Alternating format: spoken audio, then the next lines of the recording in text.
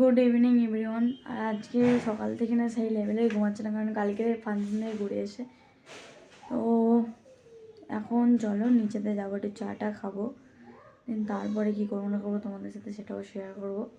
তো চলো এখন নিচেতে যাই।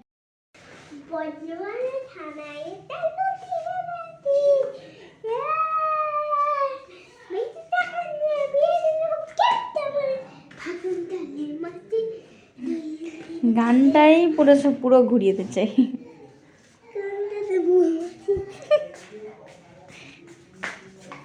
তো এখানে সন্ধ্যের টিফিন নিয়ে বসে গেছি, চা আর মুড়ি, চানাচুর, খাস্তা, ডিম ভাজা দিয়ে মুড়ি মেখে নিয়েছি সেই লেভেলের।